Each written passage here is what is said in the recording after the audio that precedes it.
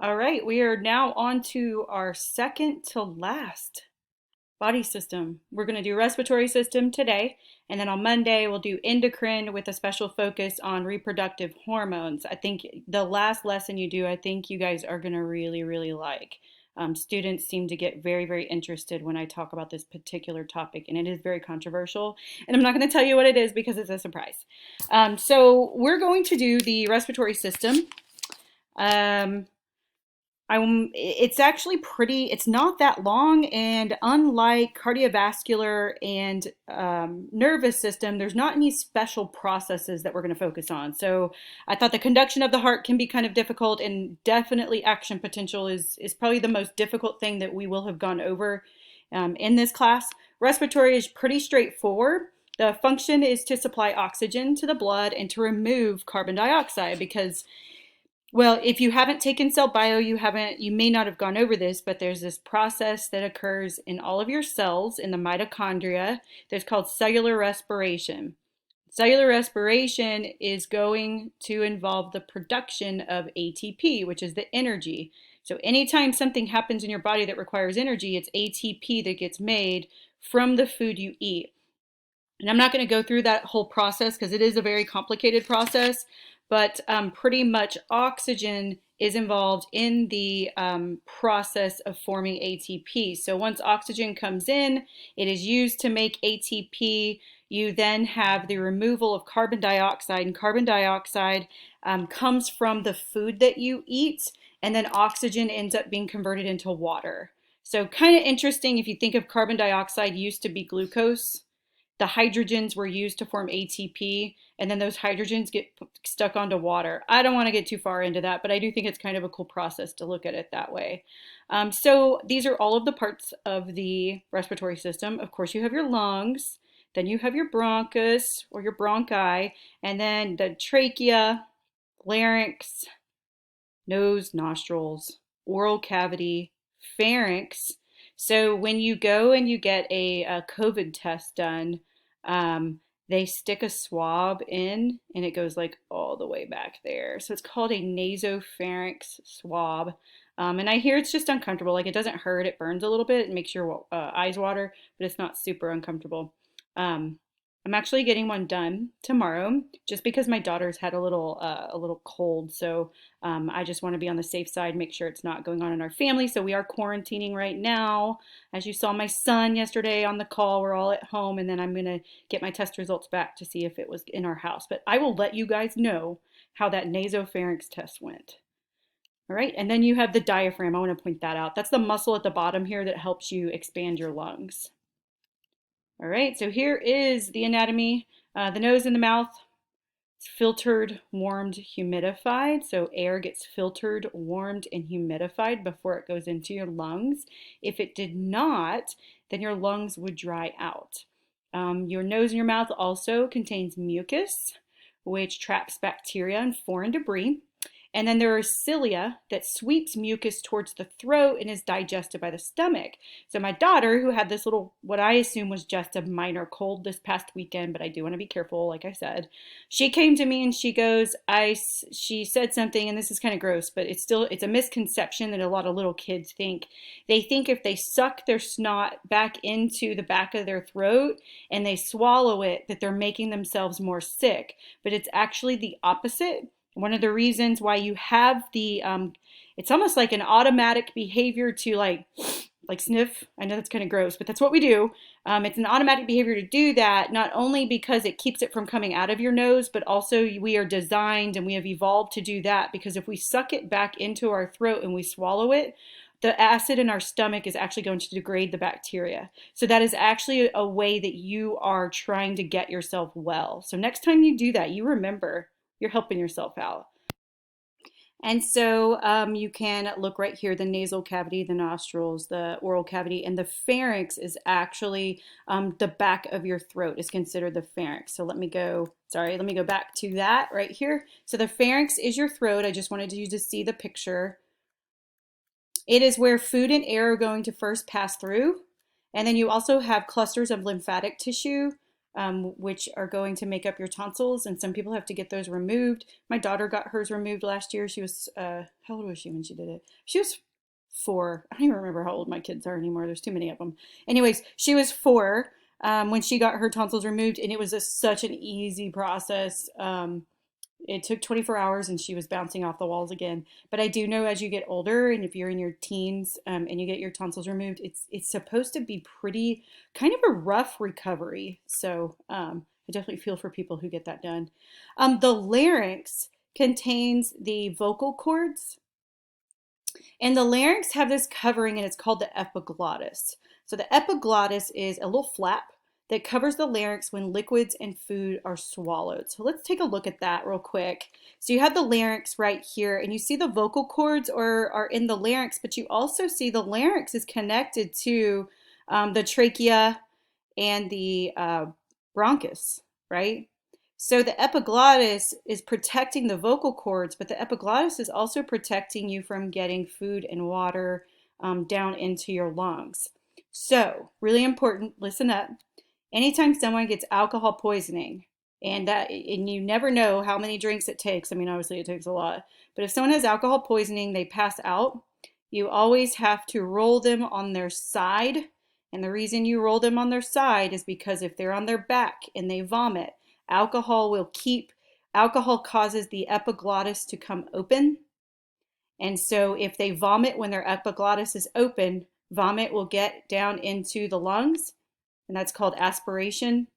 And vomit in the lungs is a great breeding ground for infection, and so that could lead to pneumonia. So hopefully you would never be in a situation where you had a friend do that, but I think it's worth mentioning that if alcohol poisoning can lead to problems like that. Trachea. Your trachea is your windpipe. It's connected to the larynx. It's made up of cartilage. And then you have your bronchi and your bronchioles. So the bronchi are the big branches and the bronchioles are the small branches. And then within your lungs, you have alveoli, which are air sacs that are responsible for the gas exchange. All right, so hopefully you got all of those written down. These are all the parts, the anatomy of it all. All right, so pause it if you don't have it all written down because I'm moving on. Ooh, Lord. Okay.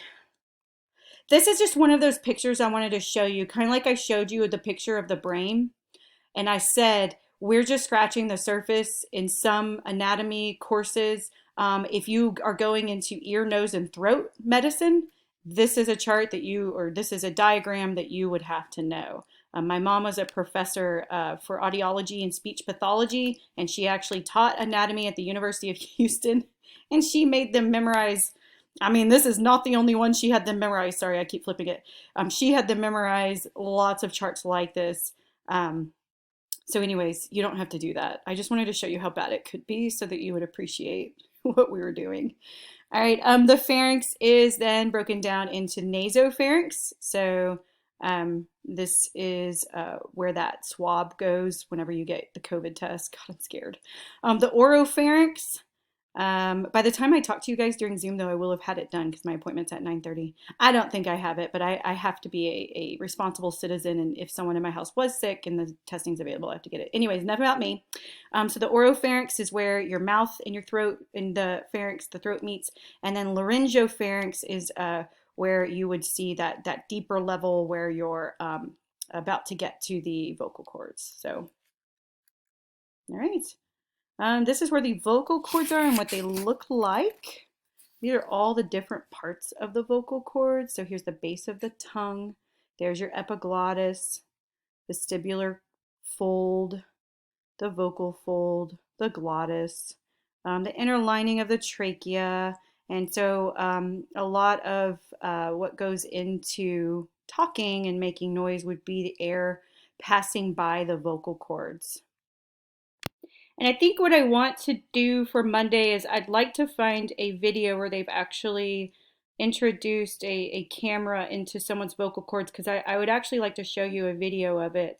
I am not a real expert on vocal cords. It's nothing that I ever really learned about in my experience working in hospitals or in pharmacy. But this is something that if you were going into speech pathology and audiology, well, mostly speech pathology, this is something that you would want to learn a lot about. My mom, so I said my mom was a professor at University of Houston, but she was also a clinical speech pathologist and audiologist, and she just thought that was the best job ever. It's something that students don't typically think of as a future career, but they can make a really good living. They are in really high demand. The only thing is you work with little kids and you work with the elderly. So if you got an issue with either one of those, that's not the career for you. You've got to have a lot of patience to do it. But great career. She wanted me to go into that, but I decided to be a teacher after. Anyways, so the lungs are going to be broken up into lobes. Superior lobe. So we see these words, superior and inferior. Superior, middle, inferior, superior, another inferior lobe. So it looks like you have 3 lobes on the right, 2 lobes on the left. You have your primary bronchus here. You have your secondary bronchus, which comes out here, and then it branches out into a bunch of different little bronchioles. That's really all I want you to see. The question does come up, why does the right lung have 3 lobes and the left only has 2? And the reason that I can think of is on the left side, there does have to be a space to accommodate the heart, since we know that the heart leans left. And then also the right is it's gonna be a little bit wider and shorter because the liver is gonna be underneath it. So it really just has to do with what organs are around it, but I'm not, I don't really know what exactly why 3 and 2. I think it just some way, somehow, that's just how it came to be because of the arrangement of the other organs around it. So in case you were wondering. All right, now we're going to take it a little bit more into a microscopic view of the alveoli. So now we're inside of the lungs at the very, very end of the bronchioles. So at the very end of the bronchioles, those branches, those almost like tree-like branches that you saw, you have these little almost like popcorn-looking things called the alveoli. And the alveoli are going to be surrounded by a lot of little teeny tiny blood vessels called capillaries. And so you have oxygen poor blood coming in from the heart, and then within these capillaries, this is where the diffusion of oxygen is going to go from the lung into the blood, and then the blood is going to go back up to the heart and get pumped out to the rest of the body. All right, this slide right here is just showing you another view. It's showing you a side view of the alveoli, and then this is just showing you like a cross section of it. Once again, they're just little tiny sacs that are bunched together to look almost like a piece of popcorn. The one thing I want to point out in this slide is there's just a lot going on in this slide. I want to point out alveolar pores. The pores are going to be little holes between the sacs that connect each sac together. And what that does is that's going to reduce intra-alveolar pressure. And so it kind of equalizes the pressure because gases can kind of get shared among them. So then you don't have to worry about any of these little sacs popping. That's the only thing I wanted to point out about that. Okay, I need to kind of try to change my view here. You guys have this picture on your paper. Let me look at the paper. Yeah, you have this picture on your paper. I'm sorry it's cut off a little bit. So I'll just kind of move it up. Keep messing up. I'm telling you. I would edit out all my mistakes, but I was talking to Mr. Molina the other day, and he said that the experts say that when you're doing these live lectures that you should make mistakes. For some reason, it helps you like appear more human. Anyways, I'll shut up. All right, so the first step, inhale air. Air goes into the alveolar spaces. Oxygen gets diffused into the capillaries, and then the oxygenated blood is going to go through the pulmonary vein to the heart, and then from the heart through the aorta, the oxygen-rich blood is going to get pumped to the rest of the body through the systemic arteries. Then there's another set of capillaries, and those capillaries are going to be really, really tiny, and they're going to involve the diffusion of oxygen into body tissue, and then the diffusion of I call it used carbon dioxide It's carbon dioxide that actually didn't, it's left over. Carbon dioxide is what is left over from your food, kind of like I said earlier. And whenever I teach cellular respiration, I like to point that out. Carbon dioxide is just glucose that was broken apart and had all of its hydrogens plucked off of it. Anyway, so that's going to diffuse back into the capillaries, and then your oxygen poor blood is now going to bring back carbon dioxide. Then that carbon dioxide, oxygen poor blood is going to go back to the lungs, and then you are going to breathe out carbon dioxide. So I love that. I think I'm actually going to start incorporating this picture into my cellular respiration. So if you're taking cell bio with me, you're about to see this picture again. I think it just gives a lot of relevance to cellular respiration and where the oxygen comes in and where the carbon dioxide goes out. I love this. It completes the picture so well. I'm just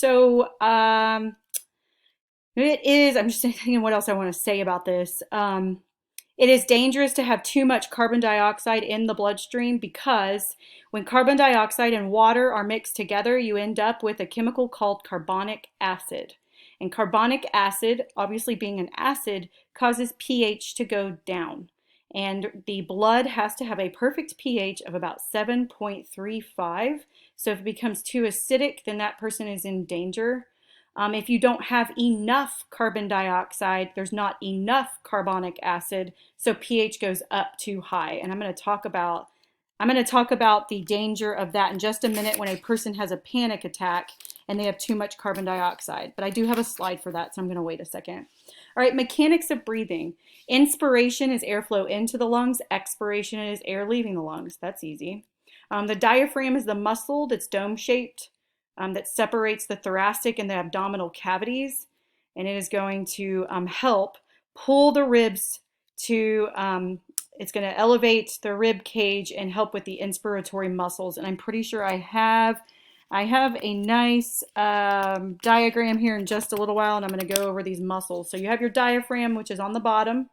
You have your external intercostals, which help pull the ribs. And then you have your internal intercostals that help depress the ribs. So this is for inspiration, and this one's for expiration. So hopefully y'all got that down.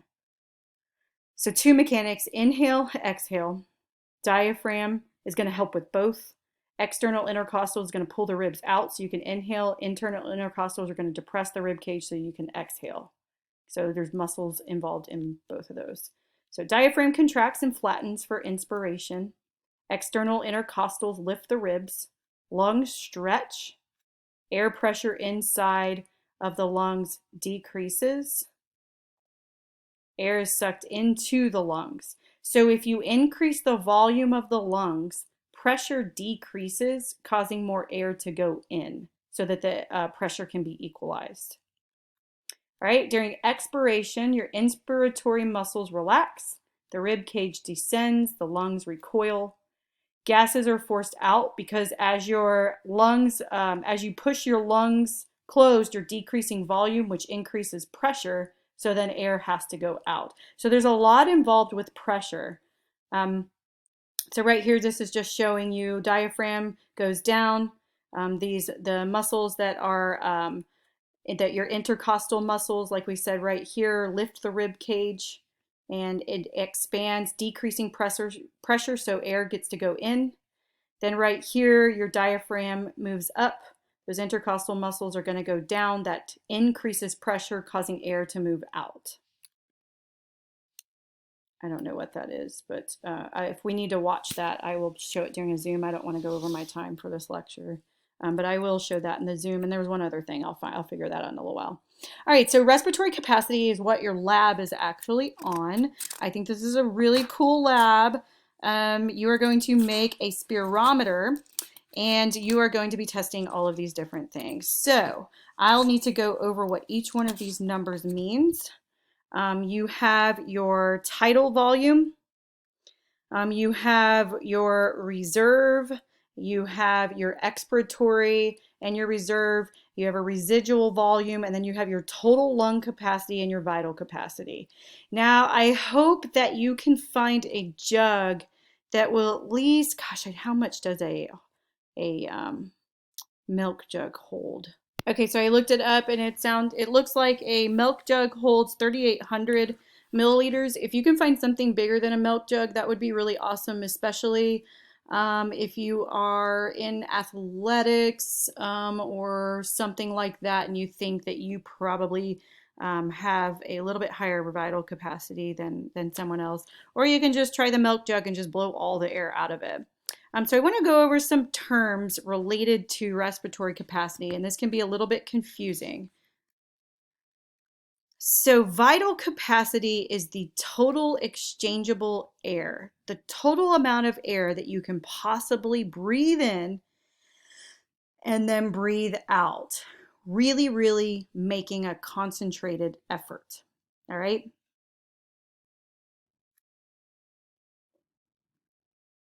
So you're adding everything together. I want to make sure I explain this right. So you're wanting to add everything together. Vital capacity is everything, the whole volume. All right. So this means tidal volume, inspiratory reserve volume, and expiratory reserve volume. All right. Tidal volume is the normal amount of air that you are breathing. So right now, as you're watching this video, the amount of air that you're breathing in and out that you are not consciously thinking about, that is your tidal volume. So I want you to remember that. Tidal volume is if I am not actually making any effort, I'm just breathing like my brainstem is telling me to. That's my tidal volume, and it should be about 500 milliliters. Okay. Your inspiratory reserve volume is the forced air in when you are actually trying. So inspiratory reserve is total amount I can suck in minus what I would have normally been breathing anyways. Okay, so I take the total amount I would suck in and I subtract what the tidal volume would have been, and that's my inspiratory reserve. All right. Expiratory reserve is the total amount I would breathe out minus what I normally would have been breathing out anyway, sitting comfortably. Okay. And then residual volume is any air still left in the lungs because you're never going to get all of it out or your lungs could like possibly collapse without having anything in there. And so we don't really take residual volume that much into consideration because it's just kind of sitting there and it's just like, yeah, I'm here. I'm just here to keep things open and make sure the air can still come in and that the lungs don't like stick together or anything like that. What's important is the tidal volume, inspiratory reserve, and expiratory reserve. Your lab has some different terms, and I am going to go over those in detail in the Zoom. So if you are watching this and you're an early bird, I will go in over it detail in the Zoom, or actually, I lie. I'm going to explain it at the end of this video for those of you that like to get your work done in the morning because I don't want to mess up your workflow. So just stick around at the end of the lecture and I'll explain the lab in detail. All right, so residual volume is going to allow gas exchange to continue between breaths. So it's allowing gas exchange to keep going. And like I had said, it keeps your lungs having a little bit of air in there so that they don't like collapse or anything. And then I will play this video during our Zoom call if I need to, or actually, let me just try it now. Let me just try it now. How much time did I allot for this? You know what it feels like. Oh, it's only 1 You've minute. been studying hard in med You can school, watch it. but it's your classmate who keeps getting high scores. Actually, the ad was 1 minute. Oh, no. We are not watching that. So this is understanding spirometry. In this video, we're going to look at spirometry and look at the differences between normal, obstructive pulmonary disease, and also restrictive lung disease. It is a good idea to recap the lung volumes and lung capacities before looking into this video. So one way to monitor lung function is by using a lung function test, such as a spirometry. If we breathe in and out normally in this lung volume measuring device, we can see our tidal volume, which is typically 500 mils or 0.5 liters. The graph here, I'll have to stop it early. I just want to let it get as much possible and then I'll stop it. The y-axis is the lung volume. So going up the y-axis is inspiration. The lung volume will increase when we inspire air in. And going down the y-axis is expiration. The lung volume will decrease when we breathe out, obviously. So now imagine taking a maximal deep breath in. This is the inspiratory reserve volume, also known as IRV. And now imagine taking a normal breath or normal breaths and then having a maximal expiration. This is your expiratory reserve volume, or ERV. And the air remaining in your lungs after the maximal expiration is the residual volume, or RV. You just always have that there. Okay, I think he sufficiently explained what I just went over, and he used a graph to do it.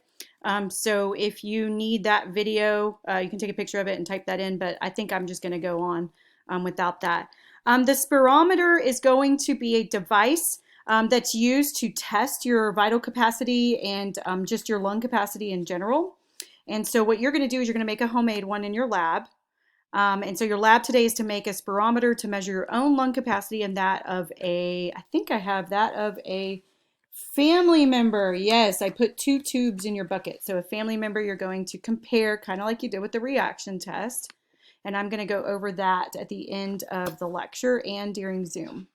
Okay, so let's just talk about gas transport. Okay. Gas transport involves oxygen that is attached to hemoglobin molecules inside of red blood cells to be diffused across capillaries and be dropped off at certain, body parts, muscles, glands, whatever it is that needs to make ATP, which is pretty much all cells. So oxygen is going to be delivered all over the body. You have a protein called hemoglobin with an iron-containing substance called heme, and what oxygen does is it attaches to heme, and one hemoglobin is going to bind 4 oxygen molecules. So 1 hemoglobin for 4 oxygen molecules. So go ahead and make sure you write that down. 1 hemoglobin binds 4 oxygen molecules. All right. So carbon dioxide, let's talk about carbon dioxide for a minute. This is just a really complicated picture that shows you how carbon dioxide can diffuse into a red blood cell and how it gets stored on the red blood cell and then taken to the lungs to get dropped off to get exhaled. Carbon dioxide is transported as bicarbonate, and it's just a form, I guess I want to find where bicarbonate is. So when it diffuses into the red blood cell, it goes through a series of changes and it dissociates into hydrogen. And then this is bicarbonate right here. I couldn't see it earlier. So this is bicarbonate. So it just gets, so basically carbon dioxide is going to be transported by red blood cells, bound to hemoglobin, and then some of it is going to get dissolved in the plasma. So really all you need to know from this slide is carbon dioxide is going to get transported back to the lungs and it's going to get exhaled. All right, the control of respiration, the control center, and I need you guys to write this in, please write this in. The control center of respiration is going to span the pons and the medulla. In your lecture yesterday, I only mentioned the pons, but some of that respiration control is going to span into the medulla. So write the pons down with it. Respiration is going to respond to pH changes in the blood. So like I had said before, carbon dioxide mixed with water is going to form carbonic acid and it's going to lower pH. So if pH gets too low, your respiration or your exhalation rate is going to increase. If your pH gets too high, it's going to slow down the exhaling of carbon dioxide. And you have sensors in your arteries and in your blood vessels that are going to sense oxygen content, but it will also sense pH and will send signals to the brain to control breathing rate. It's actually pretty cool how that works. And so that leads me to the example of panic attacks and breathing.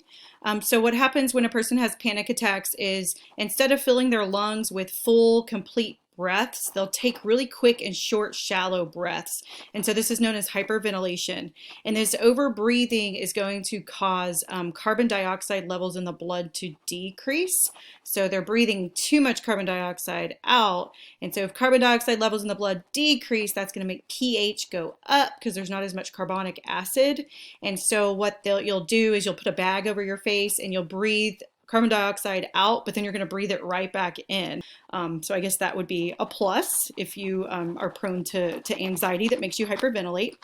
A reduction in carbon dioxide can cause even further symptoms. So having a panic attack could cause things like tingling and numbness, chest pain, and dry mouth. And what that will do is it will exacerbate the panic attack even more to where you then think you're dying. So those are not fun at all. People have gone to the ER with what they believe to be a heart attack when it was just a panic attack. Another thing that I wanted to bring up is opioid overdose, which is kind of a big deal right now. I don't know if you guys were following the issue with Narcan and all pharmacists having a prescription for Narcan or them, not a prescription, all pharmacists having Narcan behind the counter or a patient being able to buy Narcan just over the counter without a prescription. A opioid overdose will involve something like oxycodone, hydrocodone, or heroin. There's other, it's not, what other?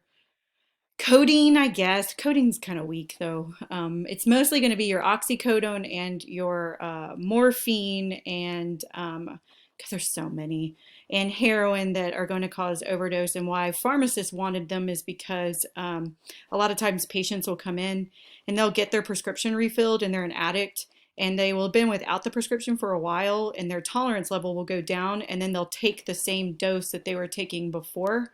And with their tolerance level having gone down, they'll actually have a stronger effect.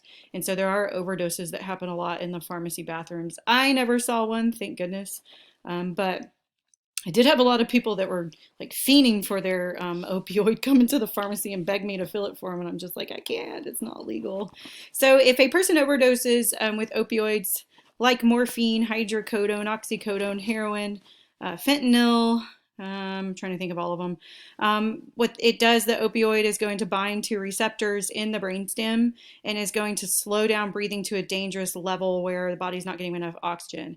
I have personal experience with something related to this. Now, nothing that has to do with heroin. I hope you guys like my little personal stories. I love telling my personal stories. When I had my son, and even when I had my daughters, I had a C-section, and that's really, I mean, they cut you open, like it hurts so bad, and you're awake when they do it. They numb you with an epidural, and so you can't feel it while they're doing it. But man, when that epidural wears off, holy, that is so painful. So I have an IV, at least my first 2 days after having a C-section, I have an IV of morphine, and I have like a little button that I push. And now if you push the button too much, it'll stop giving you doses, but you push a button and it administers IV narcotics to you. And so my deal was I would click the button and then I would lay there and I swear to you, you just don't feel like breathing. It's the weirdest feeling. You're so comfortable and you're just laying there and it's not hurting anymore. And so the nurses would come in and throughout the day, they would yell at me all day, you need to breathe, you need, so they'd have to come in, sit me up, and they'd have to make me force myself to breathe because the automatic breathing was blocked by the opioid. So kind of scary, but they had a sensor, like an oxygen sensor on my finger, and it would constantly start beeping because I would just not feel like breathing. It was a really weird feeling. So a person that overdoses on an opioid will just be laying there and they just don't have the urge to breathe and they just die from that. And it's tragic. And so that's why having Narcan handy is something that people should have. And people will argue by saying, well, they just shouldn't be overdosing on heroin in the first place. Well, it has pretty good medical research to show that addiction isn't really like a choice.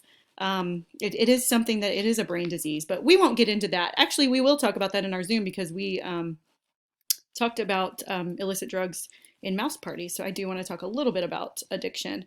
I am going to go over a little bit, 35 minutes, but I want to talk quickly about chronic obstruction pulmonary disease, also known as COPD.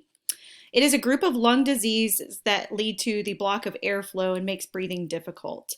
It can be caused by emphysema, smoking. Emphysema is the term used for the loss of elasticity of lung tissue. And then chronic bronchitis is inflammation and excess mucus, making it very difficult for you to breathe and for oxygen to diffuse across the alveoli. Alveoli or alveolar space. A person that is most prone to having COPD is someone who smokes. And they have a history of smoking, usually is how they'll present, and they'll present with labored breathing, wheezing, shortness of breath, coughing, frequent pulmonary infections, frequent bronchitis, bacterial infections, viral infections that they just can't seem to get rid of, or viral infections that'll turn into bacterial infections. And then they'll present hypoxic. Hypoxic means not enough oxygen delivery, and so their skin will look kind of blue, and then they'll put that thing on their finger and it'll start beeping that they don't have enough oxygen. So they call it O2 sats. So their O2 sats will be too low. And so this is what it looks like, a healthy bronchitis, or not a healthy bronchitis, a healthy bronchi. And then chronic bronchitis is where the bronchi are going to be inflamed with excess mucus. So you can see that it's narrowed, the tube is narrowed. And then with emphysema is where the alveoli, the ends of the bronchi or the bronchus are going to break down and cause them to not work as well. So treatment for COPD would be bronchodilators. Those are medications that come in the form of an inhaler. And what they'll do is they'll relax the muscles around the airway, helping to relieve cough and shortness of breath, and just making it so that the amount of air that can get in it's easier to get enough air in. So it makes me breathe to even talk about it. So this will be like your albuterol. And anytime you have probably had a bronchitis infection or a cough, you've probably gotten an inhaler. It'll be, the generic form will be called albuterol, although there's ProAir. ProAir is the same thing as albuterol.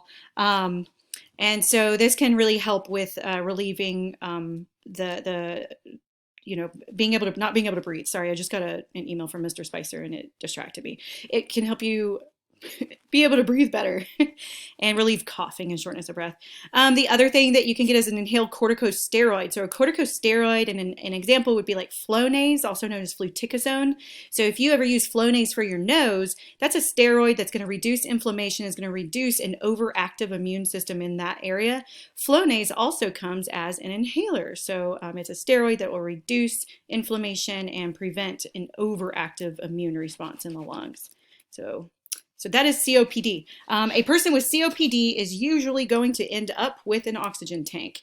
And I will tell you another story. I'm going over time, but I'm telling some good stories today, I think, maybe. You may not like them, but I like telling them, so you can just fast forward if you want to. But I'm going to tell this story because it's crazy.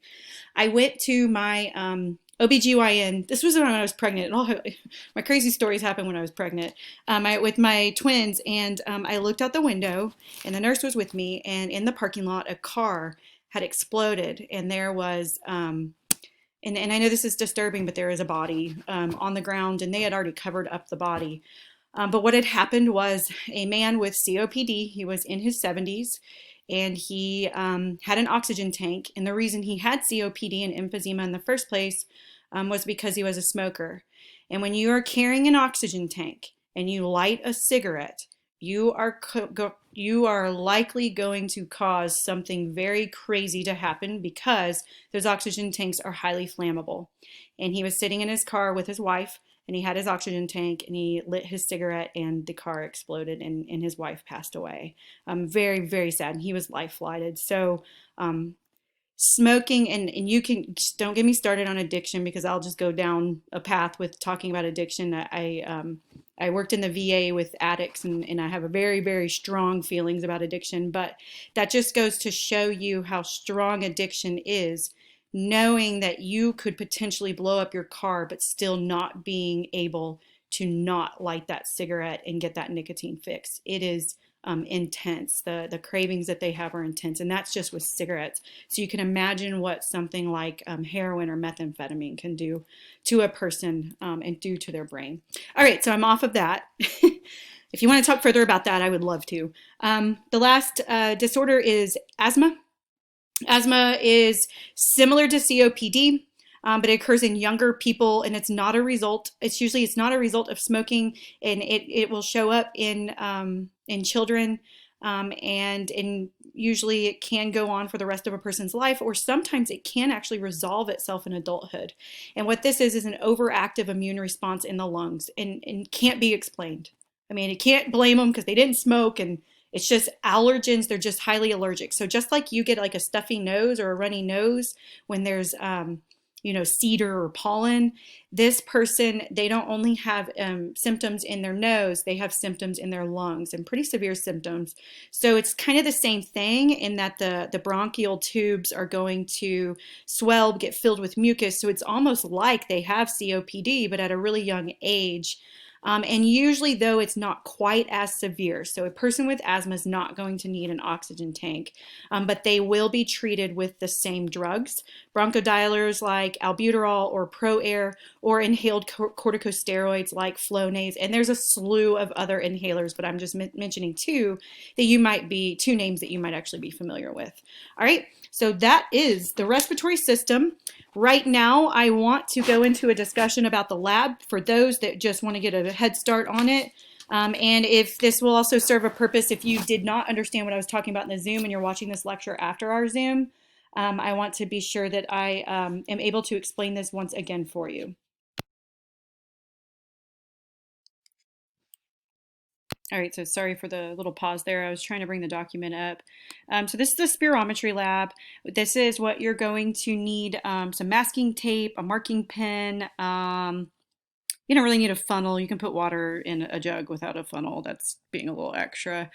Food coloring, I actually bolded everything that was absolutely necessary. So if it's in bold, you absolutely need it.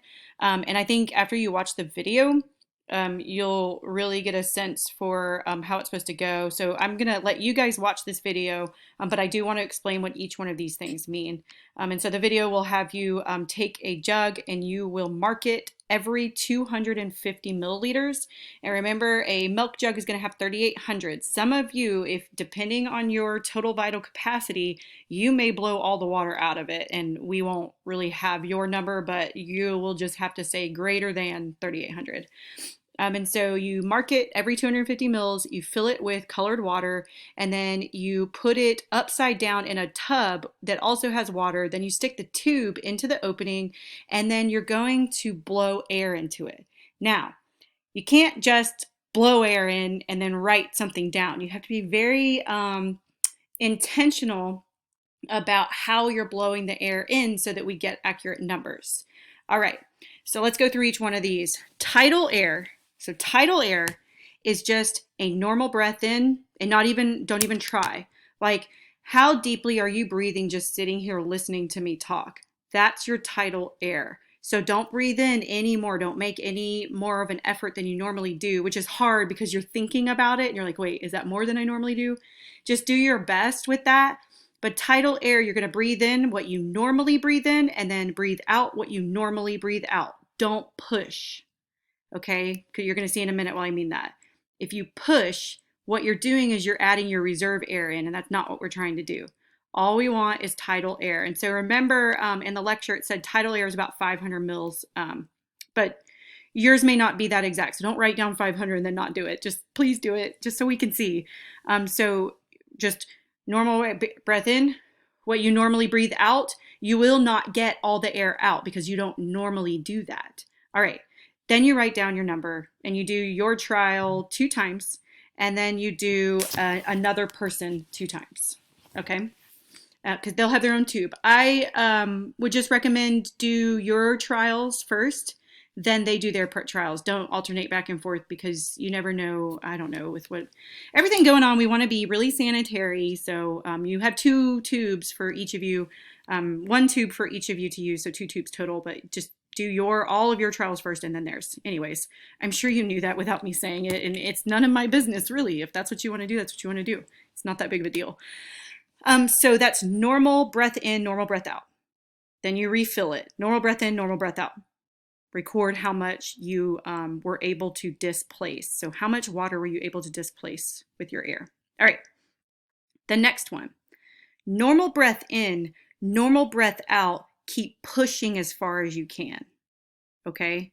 So reserve air is going to be whatever you got here subtracted from normal breath in, normal breath out. Keep pushing, keep pushing, keep pushing. And then that extra amount is what's going to go there. Hopefully that made sense. All right. Complement air.